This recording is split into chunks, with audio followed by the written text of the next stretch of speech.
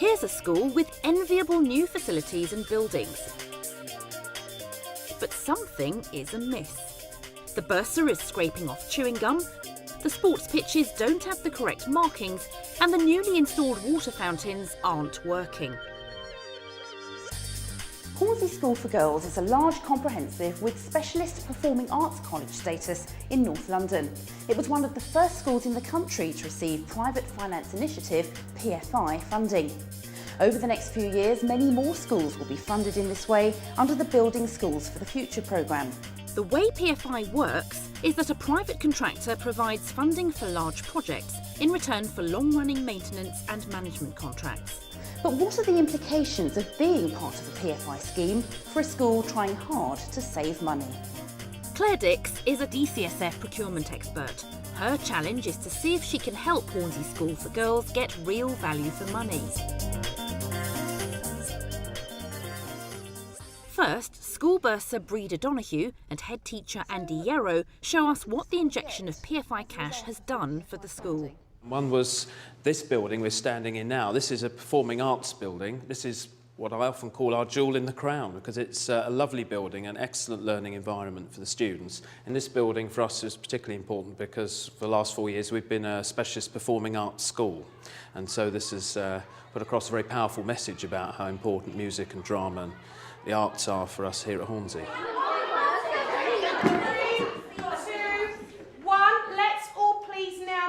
Into our ending freezes. Incredibly still. Think about your points of focus. Brilliant. In addition to that, the whole school was refurbished. Remodelling of classrooms, repainting and new carpeting and flooring. And how much was the investment? It was around about maybe 6.8 million, and then the school added another just under £500,000 to add an additional floor to this building. Would you be able to do all this if you hadn't had PFI funding? No, there's no way the school's budget would have been able, even over quite a long time, to be able to fund that level of refurbishment. It would be impossible. What's the other side of the deal? Well, the school is tied into a facilities management contract for 25 years. Obviously, any company that invests millions of pounds in refurbishing a school will be expecting to make a return in the longer term for their investment. You're now 6 years into this contract. Would you say the deal's working for you? There are some things that we're happy about and others that are quite frustrating because we're not in control of the contractors that are doing the work. Sometimes there are very long delays and there's nothing we can do to speed up the completion of those jobs. It's not just delays. There are other niggling issues about the PFI contract, as Breda explains when she shows us around. Okay, so here we have one of our English classrooms that's been remodelled under the PFI construction. What kind of issues affect a classroom like this? Specifically in classrooms, it's chewing gum. Given that we have got a ban on chewing gum, this is what happens when children try to get rid of it. You have a cleaning contract, so... Yes, we do, but it isn't in the contract. It just says that all surfaces should be free of dust and debris at the start of each school working day. So their argument is that because it's not specified, chewing gum doesn't come under the heading of debris, basically. So who actually cleans it? Usually me. I would be there scraping away for maybe half an hour or an hour, and they would pick it up and dispose of it in the bins. The school has monthly meetings with the contractor and the local authority about these issues. It's not just the chewing gum that's bothering them, it's also the markings on the all-weather sports pitches. The PE curriculum in the autumn term is for hockey and is laid out for football. The request for hockey lines went in July for them to be ready in September. They weren't ready in September. We've made at least 5 requests for having them done. It's come up twice at our monthly meetings and they still haven't been done. We've got to the point where we don't need those now because we're into the spring term and we've got a different PE curriculum. We now need athletics markings and who knows if they're going to be ready in time. There's yet another issue, the school's new drinking fountains. These are our water fountains that we had installed about 4 months ago to replace some that we had internally. But as you can see, that's the best we can get out of them. That's ridiculous. It's no use at all. No, it's not, and they've not worked properly since they were installed. Although we have, raised the issue with the contractor. Right. So far, nothing has been done about them. What is the system for getting the contractors to fix these sort of problems? We would have to log a call with the help desk, and basically it's just a question of following up, checking that they've done it.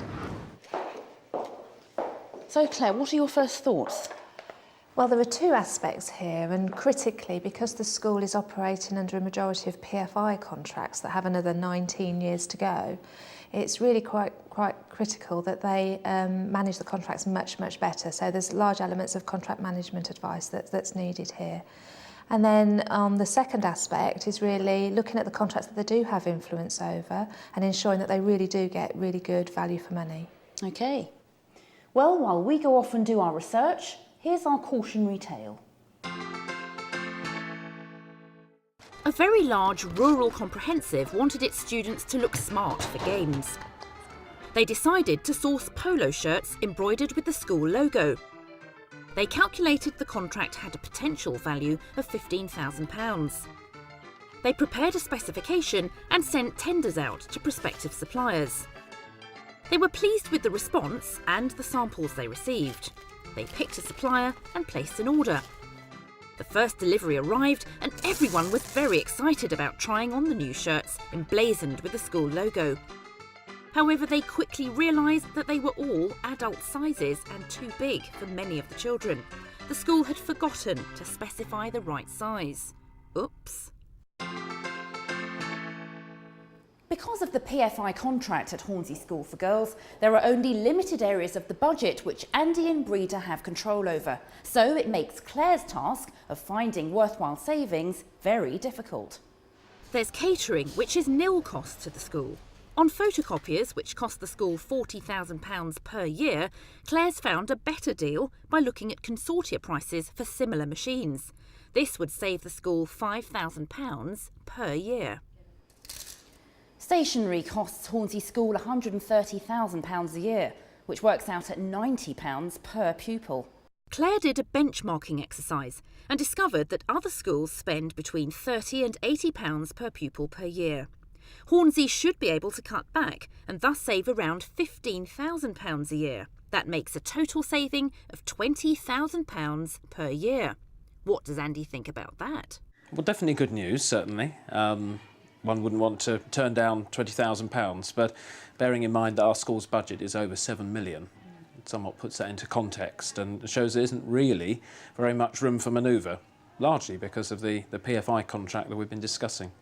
So we're bringing in PFI expert Glenn Richer to advise Andy and Breeder on managing the PFI contract. More and more schools are going to be dealing with PFI contracts in the future. So first of all, is Hornsey's school experience typical? It's not really typical. I mean, the good news these days is that the contracts have progressed. Hornsey School and the PFI that it was part of was one of the early ones, and people weren't so used to negotiating these type of contracts. One of the most important things is the level of detail that you put into any agreements that you have with the contractor for the PFI contract. And things like the maintenance issues as well have to be very clearly specified, and the response times included in the output specification, which may have to be looked at again given the state that we're now at with this particular PFI. So you can modify these contracts even though they're signed for periods of up to 25 years? Well, that's right. One of the features of these type of contracts, because they are for 25 years, it isn't really reasonable to expect they're going to stay the same for that period of time. And there's no reason why those agreements can't be looked at again. Well, I'm genuinely surprised that we do have the power to renegotiate aspects of the contract. Because any time we have raised issues, we've more or less been told that the contract is set for 25 years and that's it. Do remember that your PFI contract is part of a larger agreement with a number of schools involved, and the more coordination that you can do to make sure that you and the other schools who are involved in this process, the more leverage you're going to have with the contractor. So that's our general advice, but we can give you some specific advice for you to take to your next meeting with the LEA and the contractor. Claire's going to tell you the details. Let's go for one of the examples we've discussed on our previous visit, and that was the water fountains. What I suggest in the first instance is to actually look at whatever specification was given in the first place. Now, if there wasn't one, and we only asked for water fountains to be installed, then you need to actually formulate one to actually go to them and say, we expect this level of service as a minimum. And you need to agree timescales when you expect work to be done, etc. You could say that if work isn't completed within a particular timescale, that you'd want them to remove their water fountains because it's actually not fit for purpose. And I would say that I felt that that was a health hazard, that that was not hygienic, that the only way the children could use that was if they actually cross-contaminated in some way. And To be honest, I think using that kind of language when you complain actually is what spurs somebody on to actually do something about it. I hadn't really thought about actually managing the contract for own advantage. I'm going to be much more assertive now in terms of clearly articulating what those timescales are and making sure that I do all in my power to make sure that the various contractors stick to them. While Andy and Breeder mull over Claire's advice, here's our top tip. St Helens Primary School in Huntingdon discovered it was spending more than £1,000 a year on printer cartridges, so one of the governors decided to see how he could reduce the cost.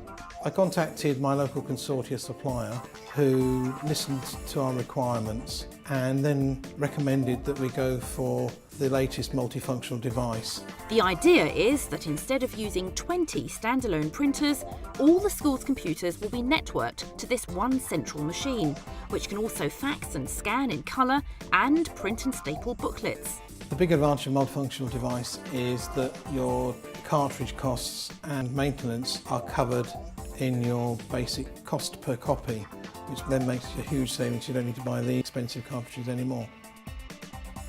You can also save on electricity by having just one machine on standby, and save on paper because this machine prints on both sides.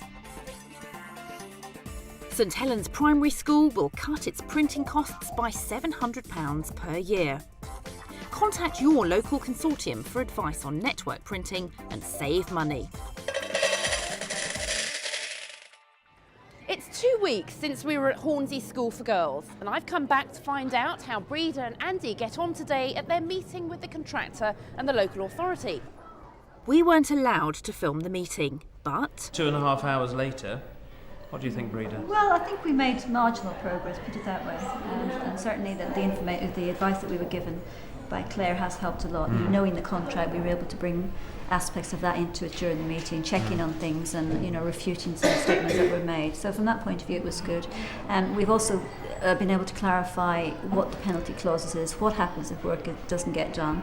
And that's something that then we will be feeding back to see if we can get the output specification or the contract changed. In the meeting, we were the only people who had the contract there, and so we were a lot more assertive, a lot more confident, and simply saying, can we have a deadline for that, please? Can we agree that will be done by next Wednesday, for example, and things like that, I think was very effective. with PFI, what's important is getting best value from the contract. Look at this. The water fountains are now working. Well, Breeder, how did you manage it? You were banging your head against the brick wall before. Yes, well, we took Claire's advice from the last time you were here. We emailed the contractor and we pointed out that the fountains weren't up to specification, the health and safety implications of trying to drink from them. So we asked them to either get them repaired immediately or replace them with something else. And they were fixed the next day. So you got a result? Yes, indeed.